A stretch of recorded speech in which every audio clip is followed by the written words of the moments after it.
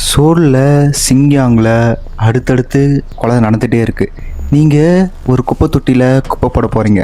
அப்போ குப்பை போட அந்த மேல் டோரை ஓப்பன் பண்ணும்போது உள்ள ஒரு பெண்ணோட பாடி கட்டப்பட்ட நிலைமையில இருந்தால் எப்படி இருந்திருக்கும் உங்களுக்கு? ஒரு 8 வருஷம் கழித்து அந்த குற்றவாளியும் கண்டுபிடிக்கிறாங்க. கண்டுபிடிச்சும் கோர்ட்டால் ஒரு சின்ன தண்டனை கூட அந்த குற்றவாளிக்கு தர முடியல. ஏன்னு இந்த கேஸை ஃபுல்லாக அந்த வீடியோவில் பார்க்கலாம். ஃபஸ்ட்டு மர்டர் ஜூன் 6, 2005 அப்போ கான் என்ற ஒரு 25 வயசு பொண்ணு தனக்கு உடம்பு சரியில்லைன்னு சொல்லிட்டு ஹாஸ்பிட்டலில் பார்க்க நடந்து போயிட்டு இருக்காங்க.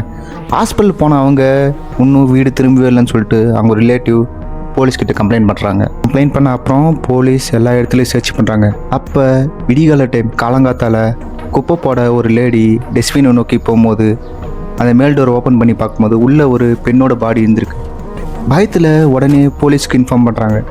போலீஸ் வந்து அந்த பாடியை அனலைஸ் பண்ணி பார்க்கும்போது தான் காணாமல் போன குவானோட பாடி தான் தெரிய வருது. பாடியை அப்படியே ரெக்கவர் பண்ணி அட்டாப்சிக்கு அனுப்புகிறாங்க போலீஸ்.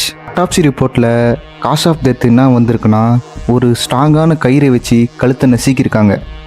மூச்சுத்திணறல் வந்து தான் இறந்துருக்காங்கன்னு சொல்லிட்டு இந்த ரிப்போர்ட்டில் வந்திருக்கு. அது மட்டும் இல்லாமல் அந்த பொண்ணை செக்ஸுவலாக அப்யூஸ் பண்ணியிருக்காங்கன்னு அந்த ரிப்போர்ட்டில் வந்திருக்கு. இந்த பாடியில் ஏதாவது டிஎன்ஏ ட்ரேசஸ் இருக்கான்னு செக் பண்ணி பார்க்கும்போது எந்தவித டிஎன்ஏ ட்ரேசஸுமே கிடைக்கல. ஆனால் அந்த பொண்ணோட அண்டர்வியரில் மிக்ஸ்டு சீமன் ட்ரேசஸ் மட்டும் இருந்திருக்கு. அந்த சீமன் ட்ரேசஸை எடுத்து செக் பண்ணி பார்க்கும்போது அந்த சீமன் ரொம்ப மைன்யூட்டாக இருந்ததுனால எந்தவித எவிடன்ஸும் நம்மளால் கலெக்ட் பண்ண முடியல. இந்த கேஸ் அப்படியே போயிட்டே இருக்குது. அந்த கேஸ் நடந்து ஒரு 6 மாதம் இருக்கும். 6 மாதம் கழித்து ஒரு ஹஸ்பண்ட் போலீஸ் ஸ்டேஷனுக்கு போயிட்டு நேற்று போன என் மனைவி ஒன்றும் வீடு திரும்பலன்னு சொல்லிட்டு கம்ப்ளைண்ட் பண்ணுறாரு.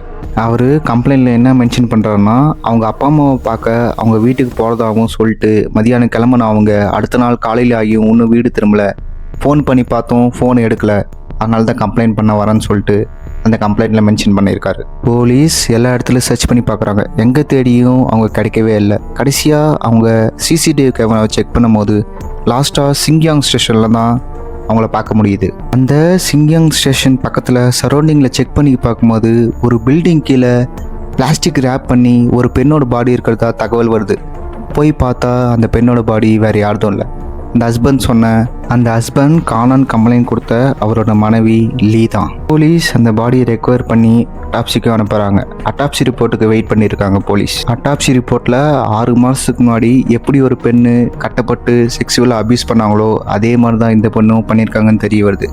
இந்த டைம் ஒரு பிரேக் த்ரூ கிடைக்குது. அவங்க கண்டுபிடிச்சது என்னன்னா, அந்த இறந்த பெண்ணோட பாடியில் பாசை ஃபுல்லாக ஒட்டி இருந்திருக்கு.